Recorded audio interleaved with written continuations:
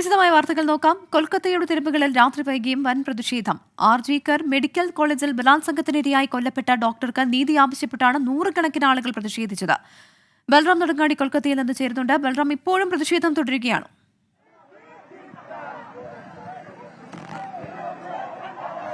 പ്രവിധ പ്രതിഷേധം ഇപ്പോൾ പിരിഞ്ഞുകൊണ്ടിരിക്കുന്നു. കൊൽക്കത്തയുടെ തെരുവുകളിൽ മണിക്കൂറുകളോളം പോലീസുമായി മുഖാമുഖം നിന്ന് കൊൽക്കത്ത തെരുവുകളെ പൂർണ്ണമായും മണിക്കൂറുകൾ സ്തംഭിപ്പിച്ച ശേഷമാണ് ആൾക്കൂട്ടം, ആയിരങ്ങളല്ല ലക്ഷങ്ങൾ വരുന്ന ആൾക്കൂട്ടം ഇപ്പോൾ നഗരവീഥികൾ ഒഴിഞ്ഞു പോയിക്കൊണ്ടിരിക്കുന്നത്. നീതി എന്ന മുദ്രാവാക്യം ഉയർത്തിക്കൊണ്ട് തന്നെയാണ് അവർ പിരിഞ്ഞു പോകുന്നത്. എന്നാൽ ഈ പിരിഞ്ഞുപോക്ക് ഒരു ഇടവേള മാത്രമാണ് എന്ന് ഇവരുടെ കാൽവെപ്പുകളിലും ശബ്ദങ്ങളിലും പ്രകടമാണ്. ഇവർ വീണ്ടും ഒന്നിക്കും, നീതി ലഭിക്കും വരെ ഈ പ്രതിഷേധം തുടരും എന്ന് തന്നെയാണ് ഇവർ ഉയർത്തുന്ന മുദ്രാവാക്യം എന്നുള്ളത്. സമൂഹത്തിന്റെ വിവിധ വിഭാഗങ്ങളിൽ നിന്നുള്ളവർ, വിദ്യാർത്ഥികൾ, കുടുംബങ്ങൾ, ഒപ്പം തന്നെ സിനിമാ മേഖലകളിൽ നിന്നുള്ളവർ, കൂടാതെ സാഹിത്യകാരന്മാർ അടക്കമുള്ള വിവിധ മേഖലകളിൽ നിന്നുള്ള സാധാരണക്കാർ അടക്കമുള്ള പ്രതിഷേധക്കാരാണ് ഇന്ന് വൈകിട്ട് തെരുവുകളിലേക്ക് ഇറങ്ങിയത്. കൊൽക്കത്തയിൽ ഒരു തെരുവിൽ അല്ലെങ്കിൽ കൊൽക്കത്തയിലെ ജനങ്ങൾക്ക് കാലങ്ങളായി വർഷങ്ങളായി ആശ്രയമായ ഒരു ആശുപത്രി, അതിലെ ഒരു ഡോക്ടർ ക്രൂരമായി ബലാത്സംഗത്തിനിരയായി കൊല ചെയ്യപ്പെടുന്നു. ആ ഇരയ്ക്ക് നീതി നിഷേധിക്കപ്പെടുന്നു. പ്രതികളെ സംരക്ഷിക്കാൻ ശ്രമം നടക്കുന്നു തുടങ്ങിയ ആരോപണങ്ങൾ ഉയരുന്ന ഘട്ടത്തിലാണ് ഇത്തരത്തിലുള്ള ഒരു വലിയ പ്രതിഷേധം ഈ നഗരം കണ്ടതിൽ, സമീപകാലത്ത് കണ്ടതിൽ വെച്ച് ഏറ്റവും വലിയ ജനപങ്കാളിത്തമുള്ള ഒരു പ്രതിഷേധത്തിന് വേദിയായിരിക്കുന്നത്. ഇത് ഏതെങ്കിലും ഒരു രാഷ്ട്രീയ പാർട്ടിയുടെയോ പാർട്ടികളുടെയോ ആഹ്വാനമനുസരിച്ച് എത്തിയവരല്ല. സ്വന്തം താല്പര്യമനുസരിച്ച് സമൂഹ മാധ്യമങ്ങളിലൂടെയുള്ള ആഹ്വാനമനുസരിച്ച് എത്തിയ ആൾക്കൂട്ടമാണ്. അവരാണ് ഇപ്പോൾ മണിക്കൂറുകളോളം കൊൽക്കത്ത നഗരത്തെ സ്തംഭിപ്പിച്ച ശേഷം പല വഴികളിലേക്കായി പിരിഞ്ഞുപോയിക്കൊണ്ടിരിക്കുന്നത്. വീണ്ടും ഒത്തുചേരാൻ വേണ്ടി തന്നെയാണ് ഈ പിരിഞ്ഞുപോക്ക്. അത് വ്യക്തവുമാണ്. അത് പറഞ്ഞുകൊണ്ട് തന്നെയാണ് അവർ പോകുന്നത്. കഴിഞ്ഞ മണിക്കൂറുകളായി രാജ്യത്തിന്റെ വിവിധ ഇടങ്ങളിൽ നടന്ന പ്രതിഷേധങ്ങൾ, അതിന്റെ ഒരു ഏറ്റവും തീവ്രഭാവമാണ് കഴിഞ്ഞ മണിക്കൂറുകളിൽ കൊൽക്കത്ത നഗരത്തിൽ കണ്ടത്. നഗരവീഥികളെ പൂർണ്ണമായും സ്തംഭിപ്പിച്ചുകൊണ്ട്, എന്നാൽ പോലീസ് അവരോട് പിരിഞ്ഞു പോകാൻ ആവശ്യപ്പെടാൻ പോലും പോലീസ് മടിച്ചു നിൽക്കുന്ന കാഴ്ചയാണ് കണ്ടത്. പോലീസിന് നേരെ കൈ ചൂണ്ടി മുദ്രാവാക്യം മുഴക്കുന്ന പെൺകുട്ടികൾ, അവർ അവരുടെ സഹോദരിക്ക് നീതി ആവശ്യപ്പെട്ടുകൊണ്ട് ഇനി ഒരിക്കലും സമാനമായ സംഭവം ഒരിടത്തും, കൊൽക്കത്തയിൽ എന്നല്ല ഒരിടത്തും രാജ്യത്ത് അല്ലെങ്കിൽ ലോകത്ത് തന്നെ ആവർത്തിക്കപ്പെടരുത് എന്ന മുദ്രാവാക്യമാണ് അവർ ഉയർത്തിയത്. അവർ ആവശ്യപ്പെടുന്ന ഒരേ ഒരു ആവശ്യം എന്നുള്ളത് നീതിയാണ്. ഒരേ സ്വരത്തിൽ ലക്ഷങ്ങൾ ആ മുദ്രാവാക്യങ്ങൾ ഉയർത്തിയ ശേഷമാണ് ഇപ്പോൾ ഈ അർദ്ധരാത്രി തീർച്ചയായും സമാന രീതിയിലുള്ള വലിയ പ്രതിഷേധം നിർഭയ കേസിൽ, അത് 12 വർഷം മുൻപ് നമ്മൾ ഡൽഹിയിൽ കണ്ടതാണ്. അതിന് സമാനമായ ഒരു സാഹചര്യമാണ് ഇപ്പോൾ ബംഗാളിലും ഉള്ളതെന്നാണ് ഞാൻ മനസ്സിലാക്കുന്നത്. അതോടൊപ്പം തന്നെ ഡോക്ടേഴ്സ് പണിമുടക്കി പ്രതിഷേധിച്ചിരുന്നു. അപ്പോൾ നാളെ ഏത് തരത്തിൽ പ്രതിഷേധിക്കാനാണ് ഡോക്ടേഴ്സിന്റെ തീരുമാനം? ഈ പ്രതിയെ പിടികൂടുന്നത് വരെ, അല്ലെങ്കിൽ ഒരു പ്രതിയിലേക്കല്ല മറ്റ് നിരവധി പ്രതികൾ ഇതിൽ ഉൾപ്പെട്ടിട്ടുണ്ടെന്നാണ് ഈ സഹപാഠികൾ ഉൾപ്പെടെ പറയുന്നത്. അല്ലെങ്കിൽ ഒരാൾക്ക് ഒറ്റയ്ക്ക് ഇത്തരത്തിലൊരു ഹീനകൃത്യം ചെയ്യാൻ കഴിയില്ല എന്നുള്ളതും പറയുന്നുണ്ട്. ഈ ഒരു സാഹചര്യത്തിൽ ഈ പ്രതിയെ കണ്ടെത്തുന്നത് വരെ സമാനമായ രീതിയിലെ പ്രതിഷേധം തുടരാനാണോ മെഡിക്കൽ വിദ്യാർത്ഥികളും ഒപ്പം ഡോക്ടേഴ്സും തീരുമാനിച്ചിരിക്കുന്നത്?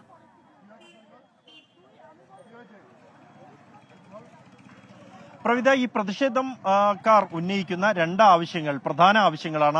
അത് ഒന്ന്, ആർജിക്കർ മെഡിക്കൽ കോളേജിൽ കൊല ചെയ്യപ്പെട്ട പെൺകുട്ടിക്ക് നീതി, അതിൽ ഉൾപ്പെട്ട പ്രതികളെ മുഴുവൻ കണ്ടെത്തി അവർക്ക് മുഴുവൻ ശിക്ഷ ഉറപ്പാക്കുക, അത് എത്രയും വേഗം നടപ്പാക്കുക എന്നുള്ളതാണ്. രണ്ടാമത്തെ ആവശ്യം എന്നുള്ളത്, അല്ലെങ്കിൽ പ്രധാനമായി അവർ ഉന്നയിക്കുന്നത്, ഇത്തരത്തിലുള്ള ക്രൂരകൃത്യങ്ങൾ അല്ലെങ്കിൽ അക്രമങ്ങൾ ആശുപത്രികളിൽ വർദ്ധിച്ചു വരികയാണ്. അതിന് ഒരു പരിഹാരം കാണുന്നില്ല കാലങ്ങളായി ആവശ്യപ്പെട്ടിട്ട് പോലും. അതുകൊണ്ട് തന്നെ ആശുപത്രികളിൽ ഡ്യൂട്ടിക്കിടെ ഡോക്ടർമാർക്ക്, ആരോഗ്യ പ്രവർത്തകർക്ക് സുരക്ഷ ഉറപ്പാക്കുക, അത് നിയമം മൂലം തന്നെ ഉറപ്പാക്കുക എന്നുള്ളതാണ്. ഈ ആവശ്യവും പ്രതിഷേധക്കാർ ഉന്നയിക്കുന്നുണ്ട്. ഈ രണ്ട് ആവശ്യങ്ങൾ ഉന്നയിച്ചുകൊണ്ടാണ് ഇത്തരത്തിൽ ഈ അടിയന്തര സേവനങ്ങൾ ഒഴികെയുള്ളവ ഒഴിവാക്കിക്കൊണ്ടുള്ള പ്രതിഷേധത്തിന് വിവിധ ആരോഗ്യ പ്രവർത്തകരുടെ സംഘടനകൾ ആഹ്വാനം ചെയ്തിരിക്കുന്നത്. അത് തുടരും എന്ന് തന്നെയാണ് നിലവിലുള്ള അറിയിപ്പുകളും വ്യക്തമാക്കുന്നത്. രാജ്യവ്യാപകമായി തന്നെ കൂടുതൽ സംഘടനകൾ ഈ സമരത്തിലേക്ക് ഈ പ്രതിഷേധത്തിലേക്ക് എത്തിക്കൊണ്ടിരിക്കുകയാണ്. ആദ്യഘട്ടത്തിൽ റെസിഡന്റ് ഡോക്ടർമാരുടെ സംഘടന ആയിരുന്നെങ്കിൽ പിന്നീട് മറ്റ് സംഘടനകളും IMAയും സമരത്തിലേക്ക് എത്തി. നഴ്സുമാരുടെ സംഘടനകൾ അടക്കമുള്ള മറ്റ് ആരോഗ്യ പ്രവർത്തകരുടെ സംഘടനകളും പ്രതിഷേധം ഇപ്പോൾ പ്രഖ്യാപിച്ചു കഴിഞ്ഞിരിക്കുകയാണ്. രാജ്യവ്യാപകമായി തന്നെ ഇത് ശക്തമാവുകയും ആശുപത്രികളുടെ പ്രവർത്തനത്തെ, സർക്കാർ ആശുപത്രികളുടെ പ്രവർത്തനത്തെ തടസ്സപ്പെടുത്തുന്ന തരത്തിലേക്ക് എത്തുകയും ചെയ്തിരിക്കുന്നു. അത് വളരെ ഗൗരവത്തോടു കൂടി തന്നെ കാണേണ്ട ഒരു സാഹചര്യം ഒരുങ്ങിയിരിക്കുന്നു. എന്നാൽ ഇക്കാര്യം ഇവർ ഉന്നയിക്കുന്ന ആവശ്യങ്ങൾ എന്നുള്ളത് ന്യായമാണ് എന്നുള്ളത് ആർക്കും തന്നെ ഭരണകൂടത്തിന് നിഷേധിക്കാൻ കഴിയില്ല എന്നതുകൊണ്ട് തന്നെയാണ് മറ്റ് നടപടികൾ അടക്കമുള്ള കാര്യങ്ങളിലേക്ക് കടക്കാനും കഴിയാത്ത സാഹചര്യം ഉണ്ടായത്. അത്രത്തോളം വലിയൊരു ഹീനകൃത്യമാണ് RGKR മെഡിക്കൽ കോളേജിൽ ഉണ്ടായത്. അത് മറയ്ക്കാൻ അല്ലെങ്കിൽ ആ കേസ് അട്ടിമറിക്കാനുള്ള ശ്രമം തുടക്കം മുതൽ ഉണ്ടായി എന്ന തരത്തിലുള്ള ആരോപണങ്ങളും അതിനെ സാധൂകരിക്കുന്ന തെളിവുകളും നിലവിലുണ്ട്. അതുകൊണ്ട് തന്നെ ഈ പ്രതിഷേധം മുന്നോട്ട് കൊണ്ടുപോകുമെന്ന് തന്നെയാണ് നിലവിലും വിവിധ സംഘടനകൾ നൽകുന്ന അറിയിപ്പ് വ്യക്തമാക്കുന്നത്. RGKR മെഡിക്കൽ കോളേജിൽ എന്തായാലും കഴിഞ്ഞ വെള്ളിയാഴ്ച ആരംഭിച്ച പ്രതിഷേധമാണ് ഒരാഴ്ചയിലേറെ പിന്നിട്ട് കഴിഞ്ഞിരിക്കുന്നത്. ഇപ്പോഴും ശക്തമായി തന്നെ ആ പ്രതിഷേധം പുരോഗമിച്ചുകൊണ്ടിരിക്കുകയാണ്. പ്രവിത. ശരി, ഇത്തരത്തിൽ ഒരു ഹീനകൃത്യം നടന്ന RGKR മെഡിക്കൽ കോളേജിന് മുന്നിൽ നിന്നുള്ള പ്രതിഷേധങ്ങളുടെ വിവരങ്ങളാണ് ബൽറാം നെടുങ്ങാടി നൽകിയത്. കൊൽക്കത്തയിലെ യുവ ഡോക്ടറുടെ കൊലപാതകത്തിൽ കസ്റ്റഡിയിലുള്ള പ്രതി സഞ്ജയ് റോയിയെ സൈക്കോ അനാലിസിസിന് വിധേയനാക്കാൻ CBIയുടെ നീക്കം. ഇതിനായി ഡൽഹിയിലെ സെൻട്രൽ ഫോറൻസിക് സയൻസ് ലബോറട്ടറിയിൽ നിന്നുള്ള സംഘം കൊൽക്കത്തയിലെത്തി. അതിനിടെ ആശുപത്രികളിൽ സ്ത്രീ സുരക്ഷ ഉറപ്പാക്കാൻ പശ്ചിമബംഗാൾ സർക്കാർ നടപടി തുടങ്ങി. വനിതാ ഡോക്ടറുടെ ജോലി സമയം 12 മണിക്കൂറായി നിജപ്പെടുത്തി. രാത്രി ഡ്യൂട്ടി പരമാവധി ഒഴിവാക്കും. സ്ത്രീകൾക്ക് ശുചിമുറിയുള്ള പ്രത്യേക വിശ്രമമൊഴി സജ്ജമാക്കും. രാത്രിയിൽ വനിതാ വോളണ്ടിയേഴ്സിനെ നിയമിക്കാനും തീരുമാനമായി. RGKR മെഡിക്കൽ കോളേജിലെ ഡോക്ടറുടെ കൊലപാതകത്തിൽ പ്രതിഷേധം ശക്തമായ സാഹചര്യത്തിലാണ് മുഖം രക്ഷിക്കൽ നടപടി. പ്രതിഷേധത്തിന് പിന്തുണ പ്രഖ്യാപിച്ച 43 അധ്യാപകരെ സ്ഥലം മാറ്റിയ ഉത്തരവ് സർക്കാർ പിൻവലിച്ചു. കൊൽക്കത്തയിൽ ഡോക്ടറെ ബലാത്സംഗം ചെയ്ത് കൊലപ്പെടുത്തിയതിൽ ഡൽഹിയിൽ ABVPയുടെ പ്രതിഷേധം. ബംഗാൾ ഭവനിലേക്ക് നടത്തിയ മാർച്ച് സംഘർഷത്തിൽ കലാശിച്ചു. പോലീസ് ബാരിക്കേഡുകൾ പ്രവർത്തകർ മറച്ചിട്ടു. പ്രവർത്തകരും പോലീസും തമ്മിൽ ഉന്തും തള്ളുമുണ്ടായി. പശ്ചിമബംഗാൾ മുഖ്യമന്ത്രി മമതാ ബാനർജിയുടെ രാജി ആവശ്യപ്പെട്ടായിരുന്നു ABVPയുടെ പ്രതിഷേധം. കുറ്റവാളികളെ സംരക്ഷിക്കാനാണ് മമതാ ബാനർജി ശ്രമിക്കുന്നതെന്ന് ABVP ദേശീയ ജനറൽ സെക്രട്ടറി യജ്ഞവൽക്യ ശുക്ല പറഞ്ഞു. पश्चिम बंगाल में चीख करके बहनों को सुरक्षा के लिए, बहनों को न्याय मिले, और ममता बनर्जी जो आज बलात्कारियों को संरक्षण दे रही है, ममता बनर्जी जो आज अपराधियों को बचाने का प्रयास कर रही हैं, न्याय को लेकर के आज ABVP के पूरे कार्यकर्ता सड़क पे हैं. देश भर में अलग अलग हिस्सों में ABVP के द्वारा प्रोटेस्ट हो रहा है. दिल्ली के बंग भवन के सामने हम सब लोगों ने शांतिपूर्ण प्रदर्शन किया, और हमारा मांग है कि जिस प्रदेश में महिलाएं सुरक्षित नहीं है, उस प्रदेश में महिला मुख्यमंत्री होने का कोई मतलब नहीं है. മറ്റു വാർത്തകൾ നോക്കാം. സൗദി സൂപ്പർ കപ്പ് കിരീടം അൽ ഹിലാലിന്. ക്രിസ്ത്യാനോ റൊണാൾഡോയുടെ അൽ നസറിനെ 1-4 ഗോളിന് തോൽപ്പിച്ചാണ് അൽ ഹിലാൽ കിരീടം നേടിയത്. അനിൽ വാസ്തേവ് സ്പോർട്സ് ഡെസ്കിൽ നിന്ന് ചേരുന്നുണ്ട്. അനിൽ, വിവരങ്ങൾ. ഒരിക്കൽ കൂടി ക്രിസ്ത്യാനോ റൊണാൾഡോയും അൽ നസറും അൽ ഹിലാലിന് മുന്നിൽ വീണിരിക്കുകയാണ്. ഇന്ന് മത്സരത്തിന്റെ ആദ്യ പകുതിയിൽ അൽ നസറാണ് ആദ്യം മുന്നിലെത്തിയത്. ക്രിസ്ത്യാനോ റൊണാൾഡോയുടെ ഗോളിലൂടെ 44 മിനിറ്റിൽ മുന്നിലെത്തി. അതോടുകൂടി ഇത്തവണയെങ്കിലും അൽ ഹിലാലിനെ വീഴ്ത്താമെന്ന പ്രതീക്ഷയിലായിരുന്നു. പക്ഷേ രണ്ടാം പകുതിയിൽ അൽ ഹിലാൽ നിലവിലെ സൗദി ലീഗിലെ ചാമ്പ്യന്മാരാണ്. അവർ ഒരിക്കൽ കൂടി അവരുടെ കഴിവ്, ഏറ്റവും മികവ് തെളിയിക്കുന്ന കാഴ്ചയാണ് രണ്ടാം പകുതിയിൽ കണ്ടത്. രണ്ടാം പകുതിയിൽ 4 ഗോൾ തിരിച്ചടിച്ച് അങ്ങനെ ജയവും കിരീടവും പിടിച്ചെടുക്കുകയായിരുന്നു. റൊണാൾഡോയ്ക്ക് ഒരിക്കൽ കൂടി നിരാശയുണ്ടാക്കുന്ന ഒരു ഫലമാണ് ഉണ്ടായിരിക്കുന്നത്. ഇത് അൽ ഹിലാലിന്റെ 5ാം സൗദി സൂപ്പർ കപ്പ് കിരീടമാണ്. അവർക്ക് തന്നെയാണ് റെക്കോർഡ്. 4 കിരീടങ്ങളുമായി നേരത്തെ തന്നെ ഏറ്റവും കൂടുതൽ കിരീടങ്ങളുടെ റെക്കോർഡ് കഴിഞ്ഞ തവണ സ്വന്തമാക്കിയതാണ്. അതിന് പിന്നാലെ ഇപ്പോൾ ആ നേട്ടം ഒന്നുകൂടി ഉയർത്തുകയാണ്. സൗദി പ്രോ ലീഗ് തുടങ്ങുന്നതിന് മുമ്പായുള്ള ഒരു പ്രധാനപ്പെട്ട ടൂർണമെന്റാണ് ഈ സൗദി സൂപ്പർ കപ്പ്. അതിൽ ഇത്തവണയെങ്കിലും ജയിച്ച് സൗദി പ്രോ ലീഗിലും ഇത്തവണ മികവ് പുലർത്താമെന്ന പ്രതീക്ഷയിലായിരുന്നു ക്രിസ്ത്യാനോ റൊണാൾഡോയും സംഘവും. അതുണ്ടാവുന്നില്ല. അൽ ഹിലാലിന് നിലവിലെ ചാമ്പ്യന്മാർക്ക് മുന്നിൽ ഒരിക്കൽ കൂടി വീഴുന്ന കാഴ്ചയാണ് കാണുന്നത്. എന്തായാലും ഇനി ഇത്തവണ സൗദി പ്രോ ലീഗിലെങ്കിലും അൽ ഹിലാലിന് മറുപടി കൊടുക്കാൻ സാധിക്കുമോ ക്രിസ്ത്യാനോയ്ക്കും സംഘത്തിനും എന്നാണ് അറിയാനുള്ളത്. പ്രവിത. സൗദി സൂപ്പർ കപ്പ് കിരീടം അൽ ഹിലാലിന്. ക്രിസ്ത്യാനോ റൊണാൾഡോയുടെ അൽ നസറിനെ 1-4 ഗോളിനാണ് തോൽപ്പിച്ചത്. അനിൽ വാസ്തേവാണ് വിവരങ്ങൾ നൽകിയത്.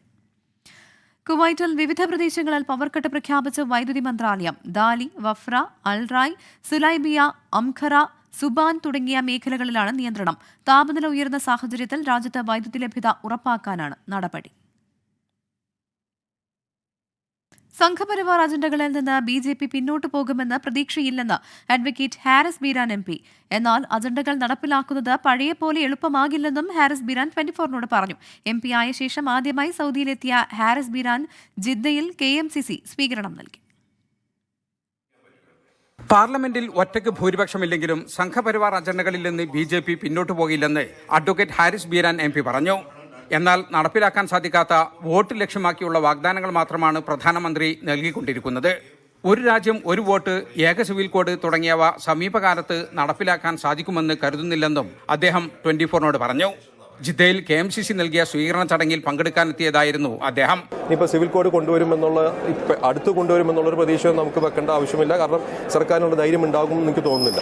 അപ്പം അങ്ങനെ ഓരോ വിഷയത്തിലും സർക്കാർ അവരുടെ നയങ്ങളൊന്നും മാറ്റാതെ മുന്നോട്ട് പോകുന്നുണ്ട്. പക്ഷേ അവർക്ക് ഭൂരിപക്ഷമില്ലാത്തതിൻ്റെ ഒരു കാരണം കൊണ്ട് തന്നെ പല അജണ്ടകൾ നടപ്പാക്കാൻ പറ്റില്ല എന്നുള്ള പ്രതീക്ഷയാണ് നമ്മൾ മുന്നോട്ട് പോകുന്നത്. സംഘപരിവാർ അജണ്ടകൾ നടപ്പിലാക്കുന്നത് BJPക്ക് പഴയ പോലെ എളുപ്പമാകില്ലെന്നതിന് ഉദാഹരണമാണ് വഖഫ് ബിൽ എന്നും അഡ്വക്കേറ്റ് ഹാരിസ് ബീരാൻ പറഞ്ഞു. പക്ഷേ ഒരു ബില്ല് കൊണ്ടുവന്ന്, പ്രത്യേകിച്ച് ഒരു ഭേദഗതി ബില്ല് കൊണ്ടുവന്ന് സാധാരണ രീതിയിൽ അന്ന് തന്നെ പാസ്സാക്കലും അതേപോലെ തന്നെ രാജ്യസഭയിൽ കൊണ്ടുവന്ന് അന്ന് തന്നെ പാസ്സാക്കലാണ് അവരുടെ കഴിഞ്ഞ 10 വർഷമായിട്ടുള്ള ട്രാക്ക് റെക്കോർഡ് വെച്ച് നോക്കിക്കഴിഞ്ഞാൽ നമുക്ക് കാണുന്നത്. വഖഫ് ബില്ലിന് മാത്രമാണ് അങ്ങനത്തെ ഒരു വ്യത്യാസം നമ്മൾ കണ്ടത്. അപ്പോൾ എൻ്റെ അഭിപ്രായത്തിൽ ഒരു പോസിറ്റീവായിട്ടുള്ള ഒരു ഡെവലപ്മെന്റ് ആണ് വഖഫ് ബില്ലിൽ വന്നിരിക്കുന്നത്. ഇപ്പോൾ JPCയിലേക്ക് വിട്ട് JPCയുടെ കമ്മിറ്റിയുടെ റിപ്പോർട്ടിന്റെ കൺസേണിലായിരിക്കും ഇനി അതിന്റെ ഭാവി വരുന്നത്. സഭയുടെ പുറത്ത് നിയമപരമായ ഇടപെടലാണ് ഇതുവരെ നടത്തിയത്. സഭക്കകത്തെത്തിയപ്പോൾ നിയമനിർമ്മാണ മേഖലയിലും ഇടപെടാൻ സാധിക്കുന്നതിൽ സന്തോഷമുണ്ടെന്നും ഹാരിസ് ബീരാൻ പറഞ്ഞു.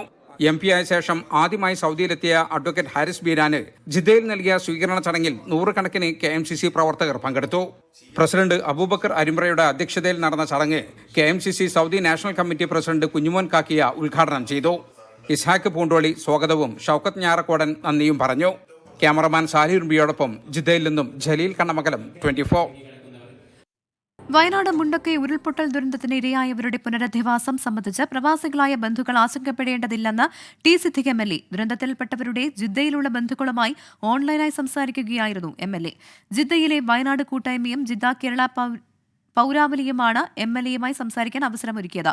സാമൂഹിക സാംസ്കാരിക രംഗത്തെ പ്രമുഖരും ചടങ്ങിൽ പങ്കെടുത്തു. മുണ്ടക്കൈ, ചൂരൽമല പ്രദേശങ്ങളിലെ പ്രവാസികൾ സംസാരിച്ചു. സലാഹ് കാരാടൻ, മൻസൂർ വയനാട്, ജലീൽ കണ്ണമംഗലം, ഉണ്ണി തെക്കേടത്ത്, ഹിഫ്സുറഹ്മാൻ, നൌഷാദ് തുടങ്ങിയവർ നേതൃത്വം നൽകി. പ്രവാസ ലോകത്തെ തിരക്കുകൾക്കിടയിലും ഇന്ത്യയുടെ സ്വാതന്ത്ര്യദിനം ആഘോഷിച്ച് ഓസ്ട്രേലിയൻ മലയാളികൾ. സ്വരാജ് സെബാസ്റ്റ്യൻ തയ്യാറാക്കിയ റിപ്പോർട്ടിലേക്ക്. മാതൃരാജ്യത്ത് നമ്മൾ അനുഭവിക്കുന്ന സ്വാതന്ത്ര്യത്തിന് അതിർവരമ്പുകളുണ്ടെങ്കിലും പലപ്പോഴും നമ്മൾ ബോധവാന്മാരല്ല എന്നുള്ളതാണ് സത്യം. എന്നാൽ പ്രവാസ ലോകത്ത് സ്വാതന്ത്ര്യത്തിന് പരിമിതികളുണ്ട്. ഈ പരിമിതികൾക്കിടയിലും മാതൃരാജ്യത്തിന്റെ സ്വാതന്ത്ര്യദിനം ആഘോഷിക്കുകയാണ് ഓസ്ട്രേലിയയിലെ പ്രവാസി മലയാളികൾ. ഓസ്ട്രേലിയൻ മലയാളികളുടെ ആഘോഷങ്ങളിൽ തിളക്കം കുറഞ്ഞു പോകുന്ന ആഘോഷമാണ് ഭാരതത്തിന്റെ സ്വാതന്ത്ര്യദിനാഘോഷം.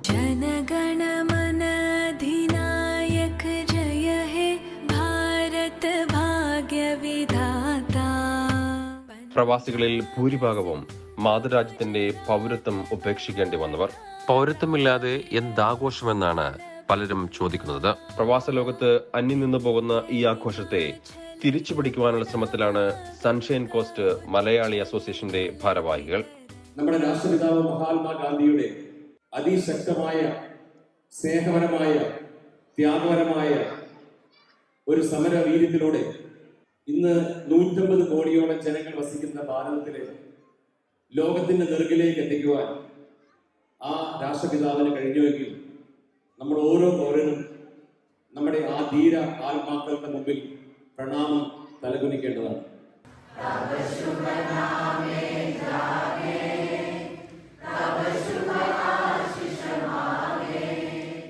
പതിറ്റാണ്ടുകൾ നീണ്ട പരിശ്രമത്തിലൂടെ പൂർവികർ നേടിയെടുത്ത മാതൃരാജ്യത്തിന്റെ സ്വാതന്ത്ര്യം ആഘോഷിക്കപ്പെടേണ്ടതാണെന്ന് പുതുതലമുറയോട് അവർ വിളിച്ചു പറഞ്ഞു. മൂവർണ്ണത്താൽ മുഖരിതമായ അന്തരീക്ഷത്തിൽ അവർ പാട്ടുകൾ പാടി, ചുവടുകൾ വച്ചു, ഭക്ഷണം പങ്കിട്ടെടുത്തു. അങ്ങനെ ആഘോഷം പൊട്ടിപ്പൊട്ടിച്ചു.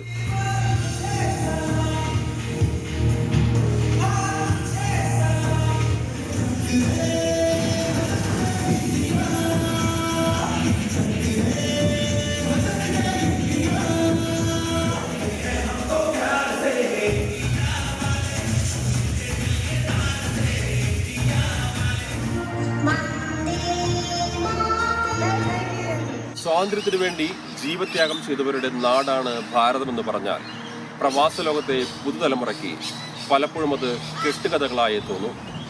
ഇത്തരം ആഘോഷങ്ങൾ ഓർമ്മപ്പെടുത്തലുകളാണ്. ഇപ്സ്വിച്ചിൽ നിന്നും ക്യാമറമാൻ ജിയോ തോമസിനൊപ്പം സറായ് സെബാസ്റ്റ്യൻ, 24. ഇന്ത്യൻ സ്വാതന്ത്ര്യദിനാഘോഷത്തിന്റെ ഭാഗമായി കുവൈറ്റ് കേരള മുസ്ലിം അസോസിയേഷൻ രക്തദാന ക്യാമ്പ് സംഘടിപ്പിച്ചു. ജാബ്രിയ സെൻട്രൽ ബ്ലഡ് ബാങ്കിൽ സംഘടിപ്പിച്ച പരിപാടി Indian embassy second secretary Harit Ketan Shelat ഉദ്ഘാടനം ചെയ്തു. KKMA മാഗ്നറ്റ് വിഭാഗത്തിന്റെ നേതൃത്വത്തിൽ സംഘടിപ്പിച്ച ക്യാമ്പിൽ 150-ലധികം പേർ രക്തം ദാനം ചെയ്തു. Simon Pallikkunnath, Lama Ibrahim, Basheer, A. Abdul Salam, Ibrahim Kunnil, Muneer കുനിയ, BM Iqbal, KC Rafeeq തുടങ്ങിയവർ നേതൃത്വം നൽകി. സിനിമാ മേഖലയിലെ സ്ത്രീകളുടെ പ്രശ്നങ്ങൾ പഠിച്ച ഹേമ കമ്മിറ്റിയുടെ റിപ്പോർട്ട് ഇന്നും വെളിച്ചം കണ്ടില്ല. നടി രഞ്ജിനിയുടെ ഹർജി കോടതിയുടെ പരിഗണനയിലിരിക്കുന്ന സാഹചര്യത്തിലാണ് റിപ്പോർട്ട് പുറത്തുവിടാത്തത്. സംസ്ഥാന സർക്കാരിനോ സാംസ്കാരിക വകുപ്പിനോ ഇതിൽ പങ്കില്ലെന്ന് മന്ത്രി സജി ചെറിയാൻ വിശദീകരിച്ചു. അപേക്ഷ നൽകിയ മാധ്യമപ്രവർത്തകർക്ക് ഇന്ന് രാവിലെ 11 മണിക്ക് ഹേമ കമ്മിറ്റി റിപ്പോർട്ടിന്റെ പകർപ്പ് നൽകും എന്നായിരുന്നു അറിയിപ്പ്. എന്നാൽ കമ്മിറ്റിക്ക് മൊഴി നൽകിയവരെ കേൾക്കാതെ റിപ്പോർട്ട് പുറത്തുവിടുന്നതിനെതിരെ കോടതിയെ സമീപിച്ച കാര്യം നടി രഞ്ജിനി സർക്കാരിനെ അറിയിച്ചു. ഇതോടെയാണ് സാംസ്കാരിക വകുപ്പ് ആശയക്കുഴപ്പത്തിലായത്. റിപ്പോർട്ട് പുറത്തുവിടുന്നതിന് സർക്കാർ എതിരല്ലെന്ന് മന്ത്രി സജി ചെറിയാൻ. ഇത് സർക്കാരുമായി ബന്ധപ്പെട്ട വിഷയമേ അല്ല. സർക്കാരിനകത്ത് ആ റോളുമില്ല, വകുപ്പിന് ആ റോളുമില്ല. വിവരാവകാശ കമ്മീഷൻ വിധിച്ചു, അതിനുശേഷം ഹൈക്കോടതി വിധിച്ചു. നടപ്പാക്കേണ്ട SPIയോ നടപ്പാക്കണം. രഞ്ജിനിയുടെ ഹർജിയുടെ നിലനിൽപ്പ് തന്നെ സംശയത്തിലാണെന്നും റിപ്പോർട്ട് ഉടൻ പുറത്തുവിടുമെന്നും വനിതാ കമ്മീഷൻ അധ്യക്ഷ P. സതീദേവി. ആ ഹർജി തന്നെ നിലനിൽക്കുമോ എന്നുള്ള സംശയം കോടതി തന്നെ പ്രകടിപ്പിച്ചതുകൊണ്ടും സ്വാഭാവികമായും ആ ഹർജി തള്ളിക്കൊണ്ടുള്ള ഒരു ഉത്തരവ് ഹൈക്കോടതിയുടെ ഭാഗത്തുനിന്നുണ്ടാകും. റിപ്പോർട്ട് പ്രസിദ്ധീകരിക്കപ്പെടും. ഹേമ കമ്മിറ്റി റിപ്പോർട്ട് പുറത്തു വന്നാലും ഒന്നും സംഭവിക്കാനില്ലെന്ന് നടനും MLAയുമായ മുകേഷ്. ഹേമ കമ്മിറ്റി അവിടെ പോയിട്ട് ഞാൻ 4 മണിക്കൂർ അവരുമായിട്ട് സംസാരിച്ചു. പിന്നെ എന്താണ് എഴുതിയതെന്ന് വേറെ ആൾക്കാർ എന്താ പറഞ്ഞതെന്നൊന്നും എനിക്ക് അറിഞ്ഞൂടാ. പക്ഷെ അതൊന്നും അൾട്ടിമേറ്റ്ലി അങ്ങനെ ഭയങ്കര ഒരു ഡാമേജിങ് ആയിട്ടൊന്നും വരുമെന്ന് എനിക്ക് തോന്നുന്നില്ല. ഈ മാസം 19-നുള്ളിൽ റിപ്പോർട്ട് പുറത്തുവിടണമെന്നാണ് ഹൈക്കോടതിയുടെ നിർദ്ദേശം. ഇന്ന് റിപ്പോർട്ട് പുറത്തുവിടാൻ തടസ്സമില്ലെന്ന നിയമോപദേശവും സർക്കാരിന് ലഭിച്ചിരുന്നു. എന്നിട്ടും സർക്കാരിന്റെ പിന്മാറ്റം എന്തുകൊണ്ടെന്ന് വ്യക്തമല്ല. രഞ്ജിനിയുടെ ഹർജി കോടതി തിങ്കളാഴ്ച പരിഗണിക്കും. 24 തിരുവനന്തപുരം. ഹേമ കമ്മിറ്റി റിപ്പോർട്ട് പുറത്തുവിടരുത് എന്ന് താൻ പറഞ്ഞിട്ടില്ലെന്ന നടി രഞ്ജിനി. റിപ്പോർട്ട് പുറത്തുവിടും മുൻപ് ഉള്ളടക്കമറിയാൻ മൊഴി നൽകിയവർക്ക് അവകാശമുണ്ട്. തന്റെ മൊഴി എങ്ങനെയാണ് റിപ്പോർട്ടിൽ രേഖപ്പെടുത്തിയത് എന്നറിയണം. കോടതിയെ സമീപിക്കാൻ ഭരണഘടനാപരമായ അവകാശമുണ്ടെന്ന് നടി രഞ്ജിനി 24നോട് പറഞ്ഞു. ഈ റിപ്പോർട്ടിൽ എന്താ ഉള്ളത്, അതിൻ്റെ ഫൈൻഡിങ് എന്താ, ഇതിൻ്റെ ഔട്ട്കം എന്താ ആവാൻ പോവാന്ന് അതല്ലേ ഞാൻ ചോദിക്കണേ. എൻ്റെ സ്റ്റേറ്റ്മെൻറ്റ് കോൺസെൻറ്റ് അവിടെ ചെയ്തിട്ടുണ്ട്. അത് എൻ്റെ സ്റ്റേറ്റ്മെൻറ്റ് എനിക്ക് കാണണം. ഞാൻ അവിടെ പറഞ്ഞത് ശരിയായിട്ടാണ് എഴുതിയിരിക്കുന്നത്, അത് എനിക്ക് കാണണം. സെക്കൻഡ് തിങ് ഈസ് അത് ബേസ് ചെയ്ത് കോൺക്രീറ്റ് ആയിട്ട് വരാൻ പോകുന്ന ഡിസിഷൻ എന്താ, അത് എനിക്ക് എന്നെപ്പോലെ 50 of us അതെ എന്നെപ്പോലെ എല്ലാവർക്കും അവകാശം ഉണ്ടല്ലോ. ഈ റിപ്പോർട്ട് പബ്ലിഷ് ചെയ്യുന്നതിന് മുമ്പ് ഞങ്ങൾക്കൊന്ന് because we are also the stakeholders, right? Cinema മേഖലയിലെ സ്ത്രീകളുടെ പ്രശ്നങ്ങൾ പഠിച്ച ഹേമ കമ്മിറ്റിയുടെ റിപ്പോർട്ട് പുറത്തുവിടണമെന്ന് കേന്ദ്രമന്ത്രി സുരേഷ് ഗോപി. റിപ്പോർട്ടിലെ ശുപാർശകൾ സിനിമാ മേഖലയുടെ നവീകരണത്തിന് ഉതകുന്നതാകണം. പുതുതലമുറയ്ക്കും ഇത് ഗുണം ചെയ്യുമെന്നും സുരേഷ് ഗോപി പറഞ്ഞു. ജസ്റ്റിസ് ഹേമലത കമ്മീഷൻ റിപ്പോർട്ടിനെ സംബന്ധിച്ച് പീരിയോഡിക്കൽ സർവേ നടന്നിരിക്കുന്നു, ഒരു മനസ്സിലാക്കൽ ഉണ്ടായിരിക്കുന്നു. അതിന്റെ പശ്ചാത്തലത്തിൽ ചില ന്യൂനതകളെയൊക്കെ നമുക്ക് മീറുന്നതിന്, അല്ലെങ്കിൽ ഇനിയും മക്കൾ ഒരുപാട് പേര് വരണ്ടേ, പലരുടെയും മക്കൾ വരണ്ടേ, അവർക്കൊരു safe zone practice, exercise, exhibition, ഇതിനെല്ലാം ഒരു പുതിയ കാഫർ സ്ക്രീൻഷോട്ട് വിവാദത്തിൽ മുസ്ലിം ലീഗ് നേതാവ് പാറക്കൽ അബ്ദുള്ളയ്ക്ക് വക്കീൽ നോട്ടീസ് അയച്ച DYFI നേതാവ് റിബേഷ് രാമകൃഷ്ണൻ.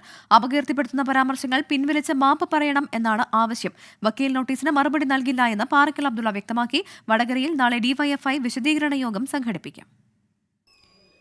DYFI നേതാവും അധ്യാപകനുമായ തനിക്കെതിരെ പാറക്കൽ അബ്ദുള്ള വ്യാജ പ്രചാരണം നടത്തുന്നുവെന്നാണ് റിബേഷ് രാമകൃഷ്ണന്റെ ആരോപണം. 3 ദിവസത്തിനുള്ളിൽ ഖേദമറിയിച്ചുകൊണ്ടുള്ള കുറിപ്പ് പ്രസിദ്ധീകരിക്കണമെന്ന് അഡ്വക്കേറ്റ് രാംദാസ് മുഖേന പാറക്കൽ അബ്ദുള്ളയ്ക്ക് നൽകിയ വക്കീൽ നോട്ടീസിൽ പറയുന്നു. റിബേഷ് രാമകൃഷ്ണന്റെ ആവശ്യം പാറക്കൽ അബ്ദുള്ള തള്ളി.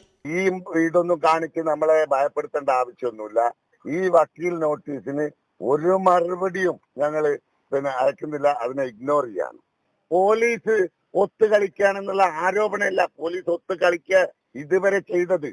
കുപ്രചരണം ഇടതുപക്ഷത്തിന്റെ രീതിയല്ലെന്ന് മന്ത്രി പി എ മുഹമ്മദ് റിയാസ്. ഇടതുപക്ഷത്തിന്റെ രാഷ്ട്രീയ പ്രവർത്തന രീതിയല്ല എന്തെങ്കിലും ഇത്തരം പ്രചരണങ്ങൾ. ഞങ്ങൾ സ്ട്രെയിറ്റ് ആണ് കാര്യങ്ങൾ, രാഷ്ട്രീയമായി കാര്യങ്ങൾ പറയുക, ബാക്കി പോലീസ് അന്വേഷിക്കുന്നുണ്ടല്ലോ.